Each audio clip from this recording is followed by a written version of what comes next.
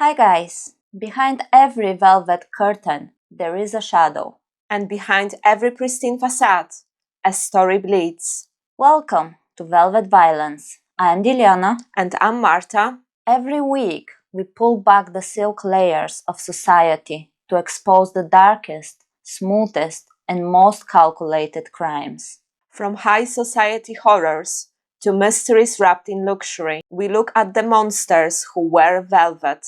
And the violence they leave behind. Let's dive in.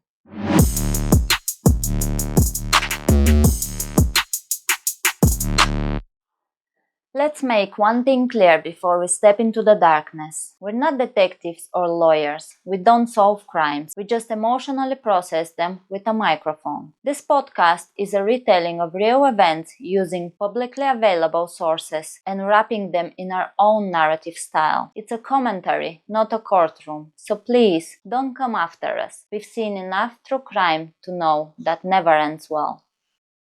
Usually, Marta and I are sitting right here next to each other on our living room sofa, ready to dive in the darkest corners of human nature, from terrifying cults to horrific murders. But today, the room feels entirely different. Today, I'm speaking to you with caution, because the story I'm about to tell, it's way too dark for our usual back and forth. Today, we're literally stepping directly into the darkness. In the late autumn of 1988, in Misato, Saitama, a 17-year-old student, Junko Furuta, just vanished on her way home from her part-time job. She was bright, well-liked, and she had her entire future ahead of her. But her path crossed with 4 teenage boys, monsters masquerading as juveniles, who decided that her life belongs to them. For 41 days, Junko was held captive in a suburban home. 41 days of systematic, unimaginable torture that defied the boundaries of human cruelty. This is not just a story about crime. This is a story about a neighborhood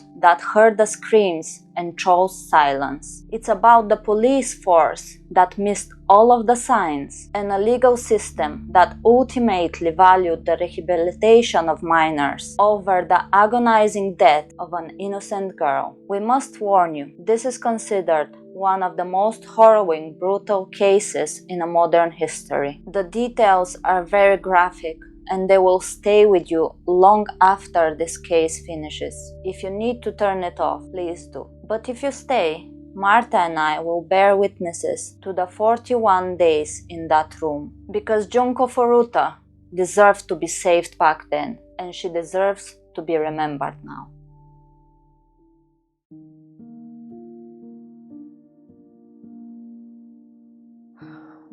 Jesus, I don't think I'm ready for this, but let's get into it. If you could tell me who was Junko Furuta? So Junko Furuta was born on January 18th in 1971. She grew up in Misato, which was in Saitama Prefecture, which was north of Tokyo. Her home was very stable and warm. She lived in a full household with both of her parents, an older brother and a younger brother. Pretty much it was very close, very tight-knit family, and because Junko was the only daughter, she was incredibly cherished. Her parents worked very hard for the family, and Junko was a massive source of pride to them. Later in her life, actually when the kidnapping happened, she was attending the Yashio Manami High School. By all accounts, Junko was incredibly sweet and bright girl. Junko worked very hard. She had a very good grades. She was so well liked by her classmates just because of her kind nature. She was a nurturer and she had a beautiful soul altogether. She was also incredibly beautiful. She had very nice features and that made her very, very popular at school because she was so open to everyone. She was talking a little bit with every friend group. And her friends even described her as the mom of the group because Yeah. Every time when someone felt bad, felt low, she was there to help them. She just wanted everyone to feel as good as possible. At the time she disappeared, she had a part-time job in a plastic molding factory because she wanted to save up some money, because she wanted to go to college after she graduated and all that. So she was doing pretty well for herself. So bear in mind, this is a 17 years old girl at the moment. She goes to school, she's already working. She even had a job lined up for her when she finishes school. Straight away she had a job there waiting for her. This kid's got its shit together. Yeah, definitely. Yeah, so she sounded like she had it all, and from very beginning she'd been loved, and there is no bad thing to say about her loving family, friends, and career that is, you know, in front of her as soon as she's 18 years old. So how come she managed to find those teenagers, you know, who did such a bad things to her? Who even were they? So that's the thing though, there were 4 primary boys involved in that case. But she didn't meet them. She didn't make friends with them at school or anything. She didn't know them. The ringleader of the 4 boys was an 18 years old boy called Hiroshi Miyano. He was a high school dropout. He had a very bad reputation of being extremely violent, and he was involved in such bad things like Yakuza gang, and he was just a horrible person altogether. On the night of November 25th in 1988, Hiroshi was out with his friend on their motorcycles. Junko was just riding her bicycle home after her part-time job. That was around 8 p.m. or something like that. She didn't meet them. She was just knocked off her bicycle by a motorcycle, and the guy who did that just disappeared. By the time she had stood up and she realized what's happened, another guy on a motorcycle came close to her, and that was Hiroshi. He then asked her, "Are you okay?" And she said, "Yeah, I'm fine." He then helped her up, and at that time I think Junko realized that she's seen him before, but she hasn't heard very nice things about him. So obviously he was popular with that he's a troublemaker. Yeah. His kindness kind of touched her, even though she knew who he was. She accepted the help from him, so he did ask her if she wants him to walk her home, and she accepted the offer. Unfortunately, Junko didn't realize that was all a cruel plan, and she would never return home that day. Yeah, I was going to say, it just sounded like proper plan by the first guy to push her off the bike, and the second one to obviously be the kindest guy to eventually plan to kidnap her. So what happened next? Did the family realize that she's not home at the time, or did they report it to the police? Yes, so of course her parents, they were frantic. That was very unusual for her, not to get back home on time and stuff like that. So they reported her to police straight away. But the thing is, 2 days later, on the 27th, they received a call from her. Okay. She managed to convince them that she was safe and she has run away with a friend. The thing is, she sounded so calm and collected on that phone call, and she was so trusted by her family that they did believe her, and they called the police, and the investigation was closed off. Oh shit. Oh my god, this is crazy. So the guys basically forced her to call her parents. That's what you're saying to me, yeah? And those poor parents believed in her. Yeah, exactly. So as I started from the beginning, it was all a plan. So they did make her make that call. They did tell her if she doesn't do whatever they tell her to do, they will kill her and also her family. Just to think about how Junko felt on that phone call to her mother, like being so close and yet so far, I just can't believe in what state she was to be able to keep so calm. Yeah. Because she just wanted to protect her family. It's just horrible to think that she could say something. Yeah. But she couldn't at the same time. Days turned into weeks, weeks turned into a month, and her family only hope was that she was truthful on that phone call and she was somewhere safe. It frustrates me. I'm not even sad, I'm angry at this point, but I just can't believe it. So did they even find her? Did they catch those guys? Just tell me more, please. This is the thing, yeah, this is the most frustrating part of the story. The guys weren't actually caught because of what happened to Junko. 4 months after her disappearance, 3 months after her death, police arrested Hiroshi Miyano and his friend Joe Ogura for the kidnapping and the gang rape of a different woman. What?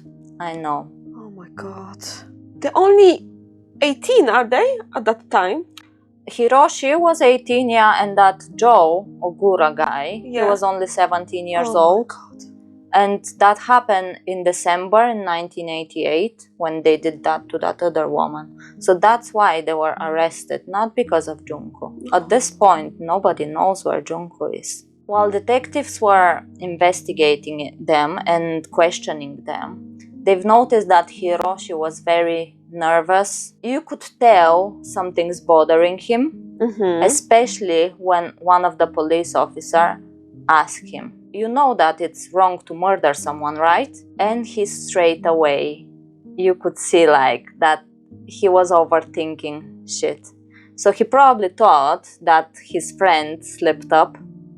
Right, okay, And he told the police what has happened to Junko and what they did to her. He was just starting to panic. He was obviously, there was something very wrong that happened, yeah, and the police already knew that. So they kept pushing and pushing. Under intense pressure from the police, Hiroshi finally said what they've done to Junko and where she was. On March 29th of 1989, the police went to a reclamation site in Tokyo where they found a drum filled with concrete, and that's where Junko's body was. Oh god. This site just shook the police so much.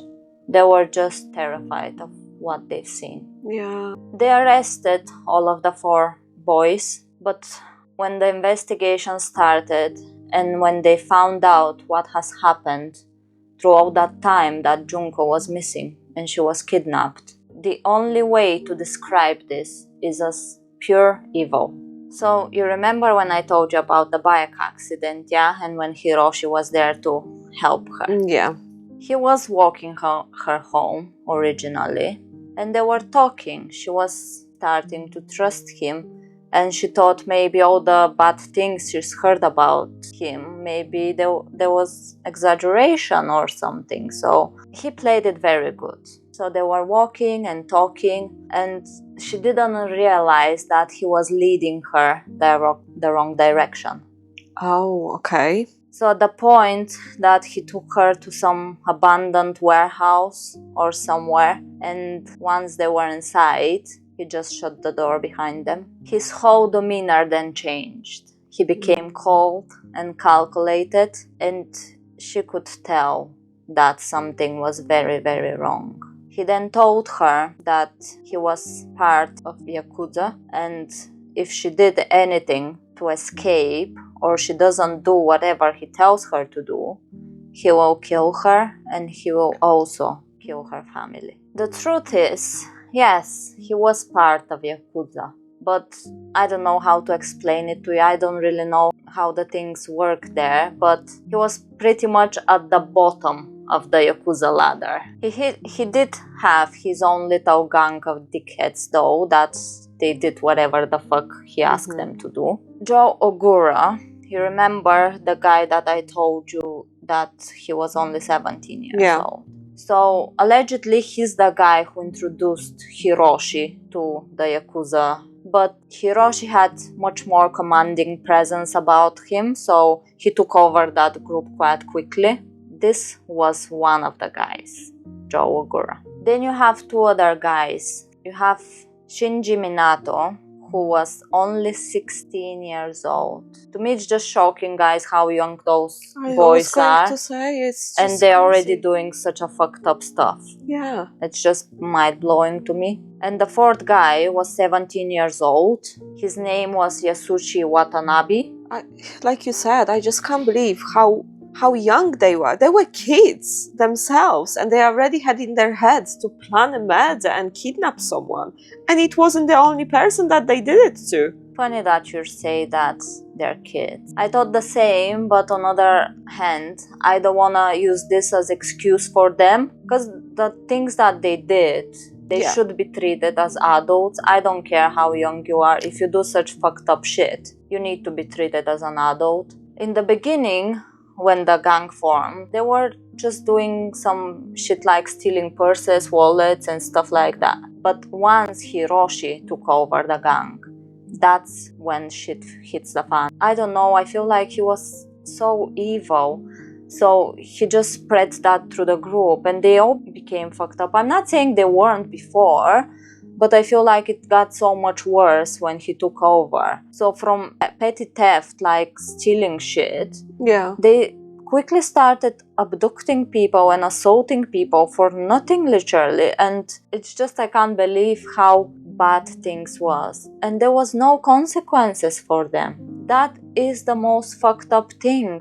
As I told you, they did gang rape that woman that they got arrested for that, yeah. But previously as well, they assaulted not one woman, like more than that. And they got reported for it. And apparently in Japan back in the day, even to this day, men's word keeps so much more weight than a woman's word. So all it takes is for a man to say it was consensual, and that's it. Sorted. I just can't believe that's still happening to this day, and to me that's just not normal. But yeah, you will see, guys, even later on, it's so frustrating that over and over again those shitheads were excused for fucking no reason. They deserve the worst. Anyway, I'll keep my opinions for myself for now. As I said, Junko has heard about Hiroshi, and apparently he even has asked her out before, but she was smart. She wouldn't go for a guy like this. She knew what she deserves. She knew how much she can give to some person, and she knew that she doesn't want to be involved with people like this. Yeah, good for her, of course. She's smart. Hiroshi would not let this go, though. I don't know, he saw her personality, her kindness, her beauty, and he just wanted her, and that's all it was. Of course he was, the rejection that she gave him originally, and then he just became obsessed. So regardless of the consequences, you're just gonna do whatever it takes. What a fucking dickhead, man.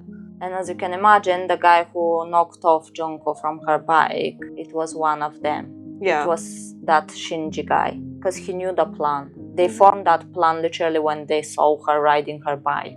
It was so quick.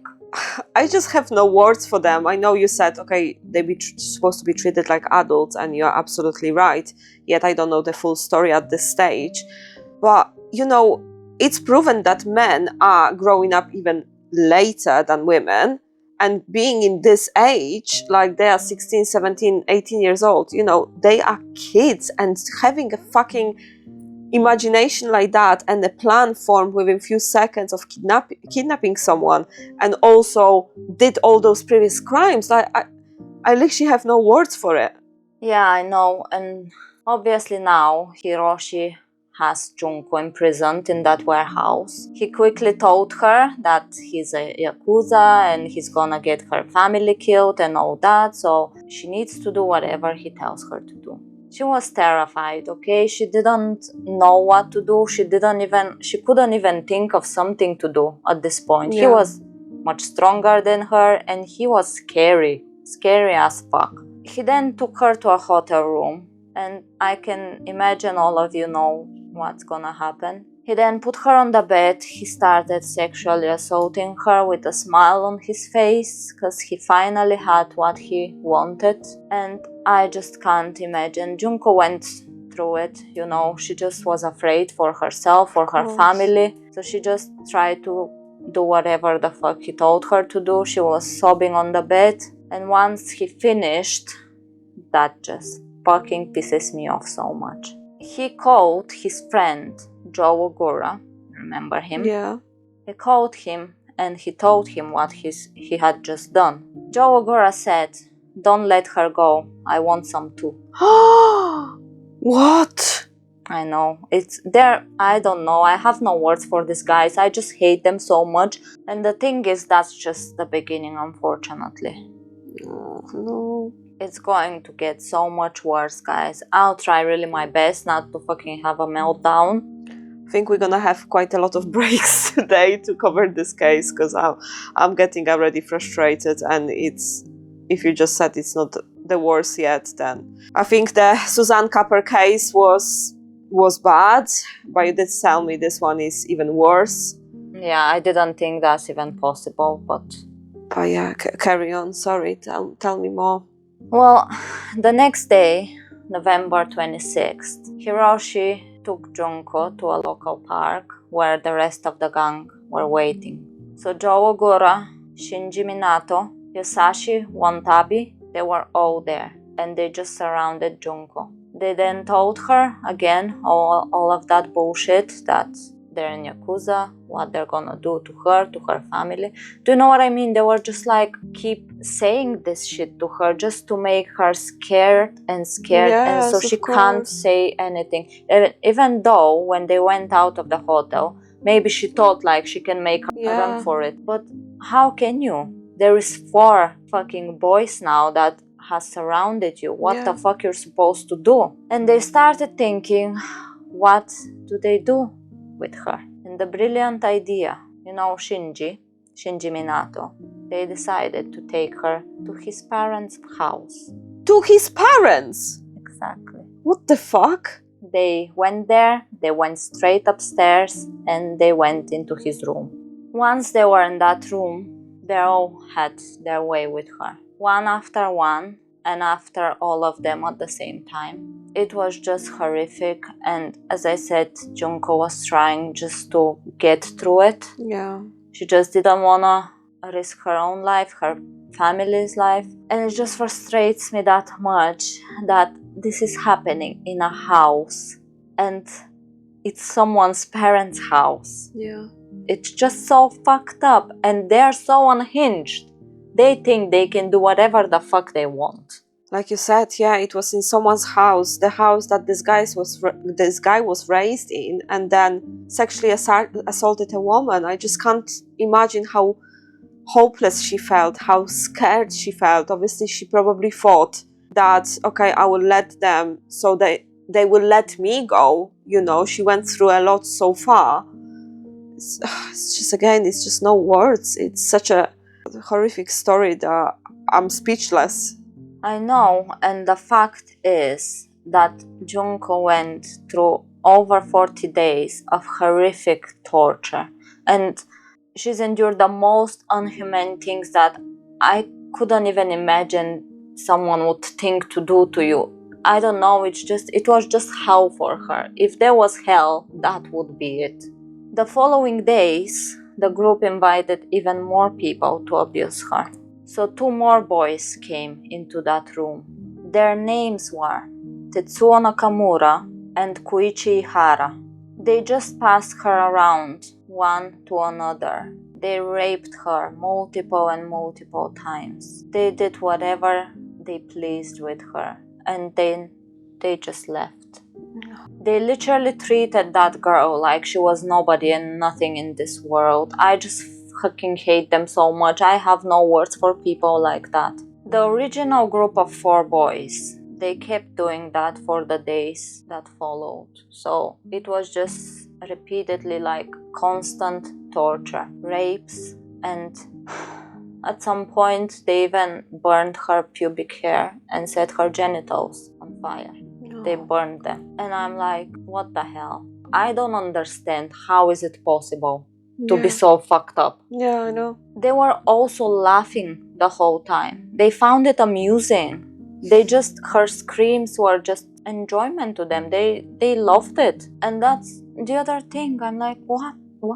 Just pains me to even say the following. But they had that beautiful girl right there in their hands, and they decided to spread the word, to tell even more people, to tell them that there was a girl in a room, that whatever the fuck you wanted to do with her, you could. There were dozens of people abusing her just in one day, and through the days and weeks that followed, that number reached into the hundreds. What?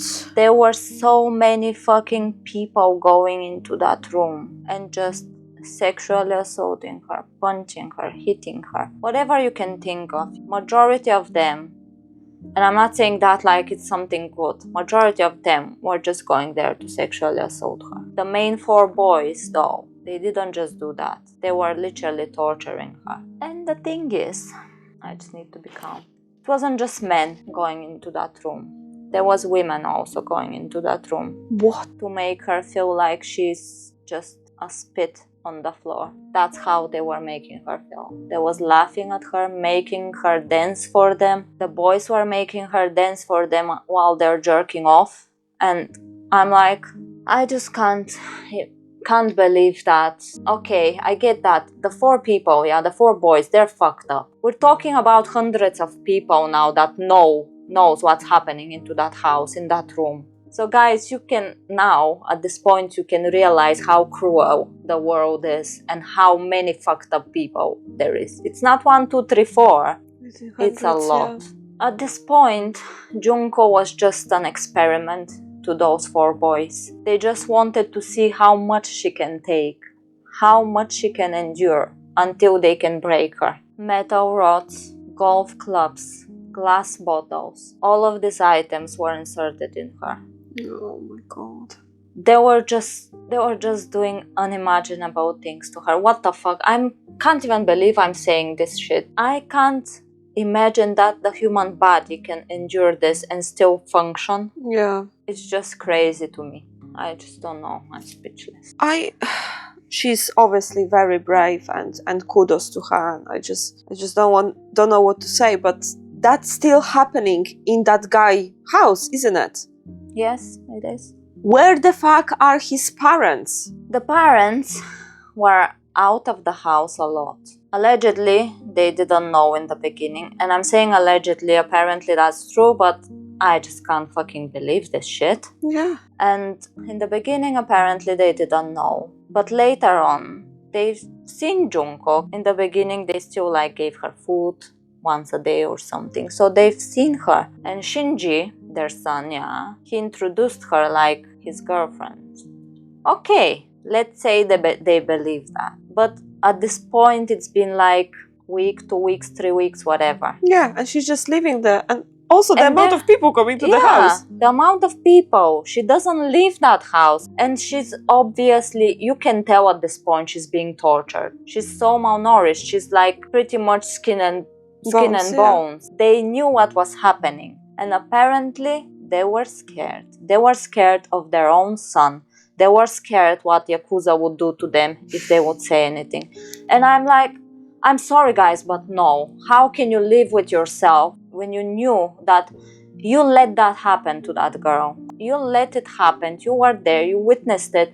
And I don't care how scared you are. There is right and wrong. And I'm not saying that, okay, maybe they didn't do it because it's their son.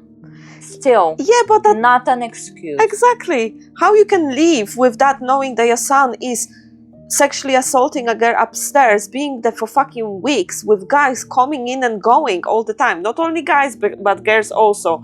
The neighborhood, they saw that people are coming in. You're not gonna tell me that because they are scared of Yakuza, shit might happen. Yeah, so you're gonna let your son to do that upstairs while you are chilling downstairs? How you can live with that guilt? This is just ridiculous. Well, apparently people can live with any guilt. Clearly. And it does not matter. The thing is, as I already told you guys, there were so many people going in and out of the house. And there was one person who had conscience. Name unknown, because I couldn't find out. One person had a soul. I just can't believe it. Wow. Yeah, you just feel like all that fucking town is just surrounded by dickheads and sociopaths and killers. Yeah. Seriously. Yeah, at this point I was even surprised. Fucking one guy, wow. So this guy, when he saw what they were doing to Junko and what state she was in, he actually was very upset, and he shared all that information with his brother. And his brother, thankfully, he did call the police. Okay. And the police went to Shinji's house. Once the police was there, Shinji's parents opened the door. And I'm like, there you go, you have a chance to do the right thing. Yeah. But no, they did say to the police there was no girl there. They didn't know what the police were talking about, and they were welcome to get inside and check the house. The police, you would think, they would get inside regardless, Of course, and check the house. But no, they found this very reassuring. If they invite them to the house, that must be okay then. Yeah. And they left and they went to serve their duties wherever they were more needed. And I'm sorry guys, I'm being so sarcastic, but I just can't fucking... I don't know, it's just my head's exploding at this point. I'm like, what the fuck?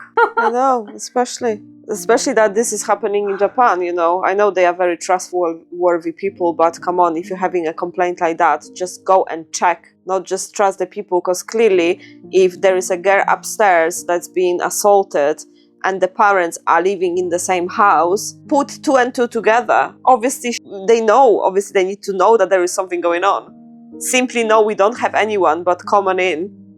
Come on. I know. It just gets worse and worse. Yeah, I just can't. That's what I mean. Like, there was so many chances. There was so many chances for that girl to survive this shit. Yeah. Even after everything she's been through, she had the fucking chances. But yeah, one of the days, Junko actually managed to get to the phone, the landline in the house. Yes. She then called 110, but unfortunately, before the police dispatcher can answer, the boys found her and they hung up the phone. The police did call after though, but of course Hiroshi answered and he simply said that they've made a mistake and everything was fine. Again, nobody went to the house to check.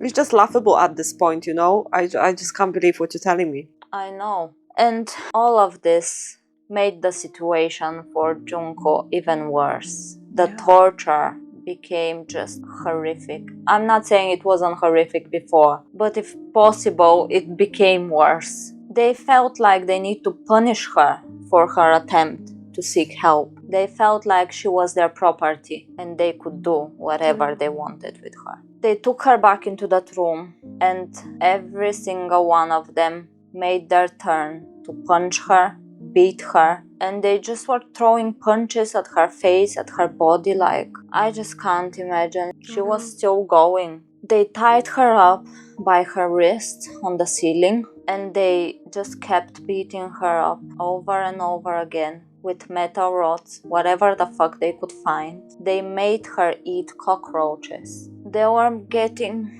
more and more creative. They forced more items inside of her, to that point that she couldn't even urinate properly. She couldn't hold herself, and when someone stepped into a puddle of pee, they just got frustrated even more and they started beating her up again and again and again. And I'm like, it's your fucking own fault.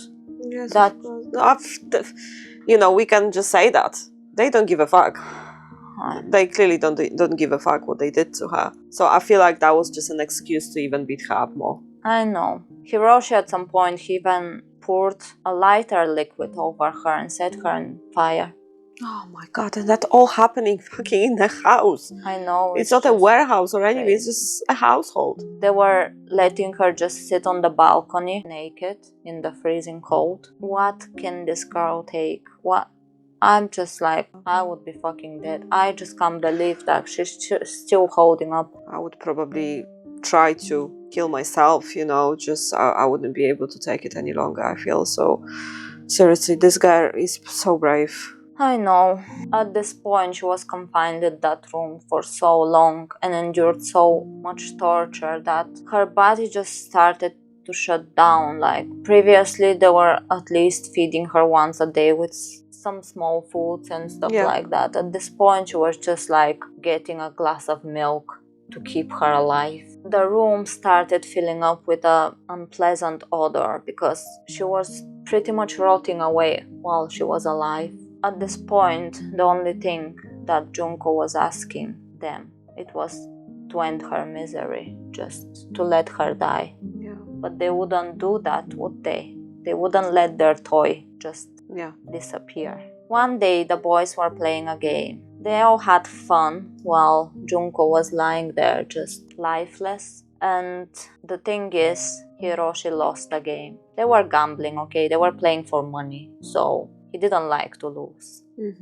Where do you think his frustration went? Of course, to Junko. They started beating her over and over again, kicking her on the floor. She was trying to crawl.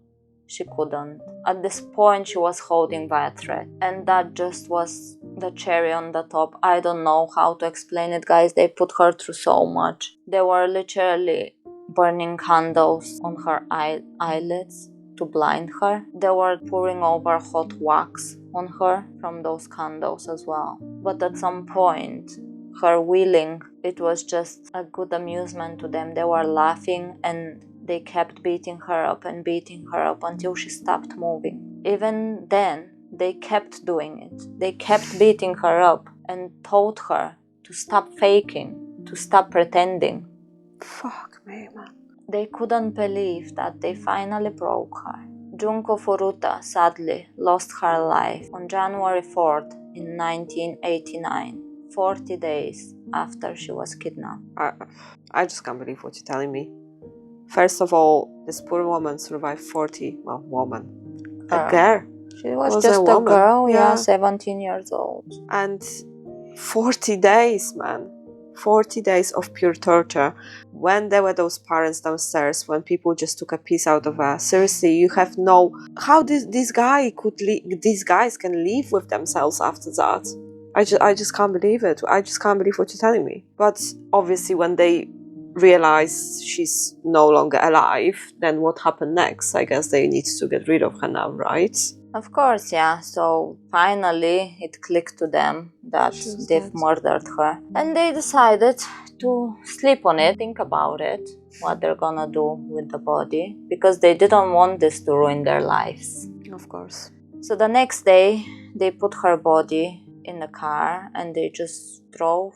And we already know that Junko's body was found 4 months after she was kidnapped and 3 months after her murder. It was found in a reclamation site of Wakazu Island, located in Koto, Tokyo. They have literally put her body into a barrel, filled it up with concrete, and left it there. They just sealed the deal.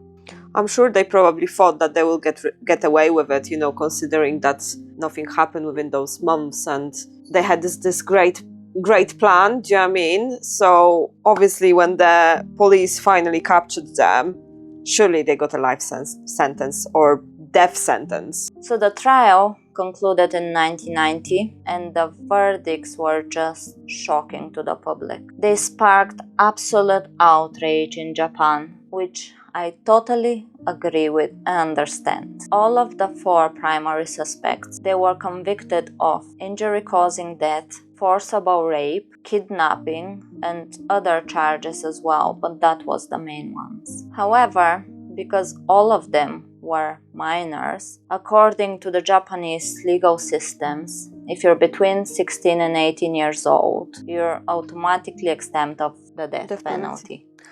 That's what I thought you were gonna tell me. Their sentences were nothing as they should be in my opinion, but I'll just read them out now. So the main guy, Hiroshi Miyano. As I said, he was the ringleader. The prosecution fought for a life sentence, but the judge initially gave him 17 years old. And he's still a kid, so of course he can have his best life after. After appeal, that was pushed to 20 years though, and he served 20, which is not good enough, but I guess, hey. Joe Ogura, that was the 16 years old, he was sentenced to 5 to 10 years. 5 to fucking 10 years. He served 10, which, okay.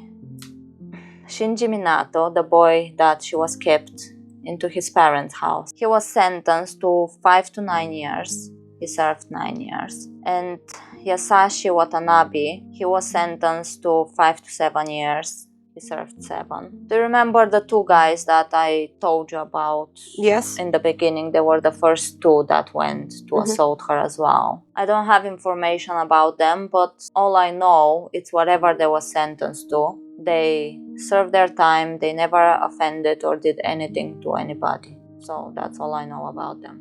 Cool. Yeah, which this fucking doesn't makes excuse. it better, but Yeah. That's all I know, decided to throw it out there. Yeah. Fuck them as well. I seriously, every time you're telling me shit today, I am speechless. I can't believe I had the feeling that because they are minors that they're not gonna have a good sentences. But I didn't expect that it's not gonna be a double digit. I thought they're gonna get, I don't know, 20 to 25 years, perhaps some sort of parole, but this is just ridiculous. I know, it's just obviously the Japan juvenile system is like, they believe in the rehabilitations of minors, like they believe that people can change and they can do better later in life. They deserved at least life in prison. Okay, not the death penalty. Okay, whatever. They were young. But at least life sentences. Yeah. I just don't get it, and I would never agree with it. I know we love Japan, but what the fuck? Yeah, I know, and I understand the juvenile system that, yes, the rehabilitation, but they are fucking, they are limits of it. I know. This is just ridiculous because I understand people are changing and people can get better, etc. But when you see a story like that, there is literally not a good word to say about those boys. They did not do a thing to help her. Those parents didn't do anything. The fucking neighbors, police, nothing. That literally everyone should be put up to jail for my liking. Those police should be fired and never be able to help other people because they clearly did not help her. But I just don't understand what happened there. The only good thing that happened is that Hiroshi's family paid Junko's family 50 million yen. That was around $350,000 at the time, back in the day, and now is around 830, something like that. That was the only good thing. But do you know what's the most fucked up part of all this? Go on, parents. Yeah, the parents didn't get any consequences. I'm like, what? The other thing is, so Hiroshi, he was sentenced to 20 years, he served 20 years. He was released in 2009. He changed his last name, of course. And not long time after, he got involved with Yakuza again. This time, he was doing phone scams. And I'm like, okay, you're not getting better. Why you're not back in prison? Yeah. And finally in 2013 they put him back into prison because of all of those scams and shit like that. And I'm like, completely useless, can't even do this. Yeah. Anyway, Joe Ogura, he also went straight back into the wrong path. He served 10 years, as I said. He was released back in 1999. He also changed his name.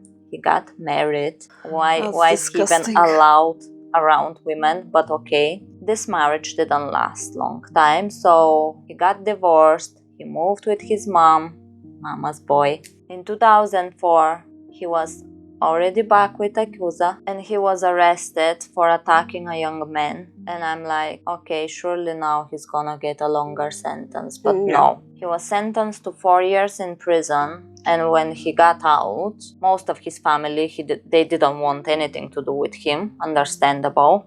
I would fucking disown that guy as well. And then in 2021, he was discovered by his mom in the bathroom floor of his own home, which he lived alone in. And apparently he took some psychiatric medicine and he fell and he hit his head. I don't know how the fuck he died, but yay.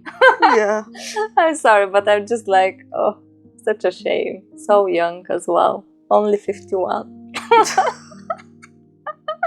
Fuck this guy. We come to Shinji Minato. Yeah, that was the guy which in his house all this happened. And he was released in 1998. And in 2018, he was arrested because he had an argument with some guy over a parking spot and he almost stabbed him in the neck. And I'm like, okay, now he's going to prison because he attempted a murder, didn't he? Of course. But yeah, he served 1 year, 6 months.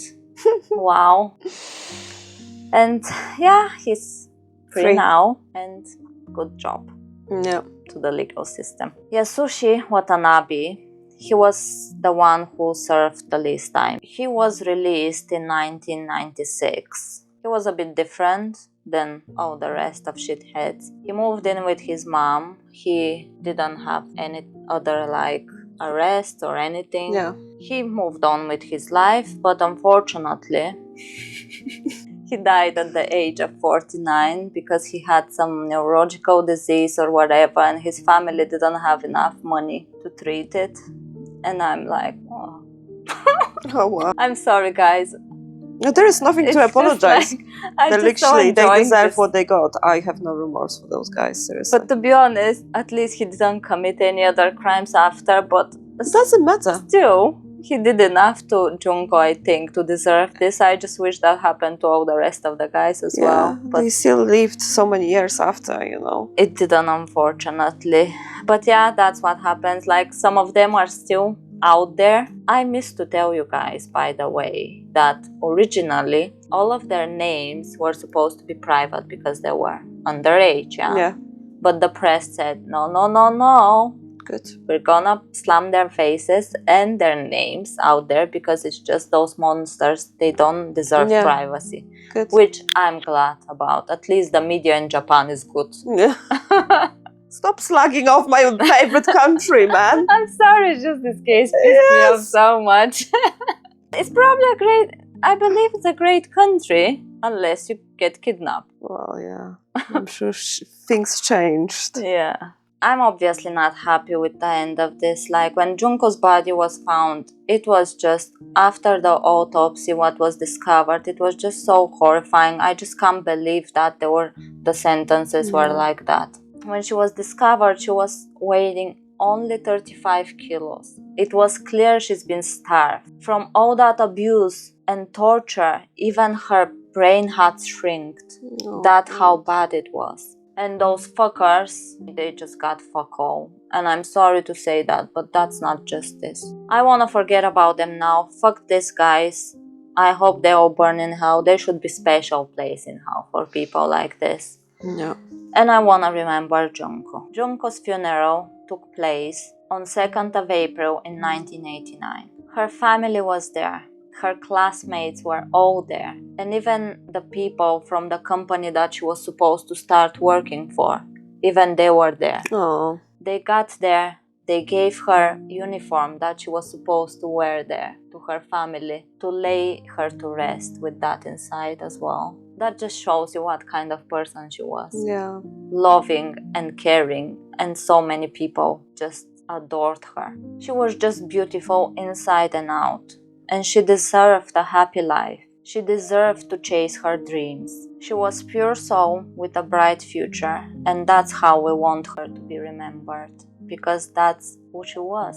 She was just so powerful and strong to be able to go through what she went through. She was just a light in the darkness. And guys, I will finish this episode here because I know it was too much. If you couldn't watch it, I totally understand. If you watched it, fair play. Yeah, fair play. And we're gonna be here for you next Sunday as well. If you enjoy our episodes, if you appreciate what we're doing, like, subscribe, and we'll see you next time. Bye.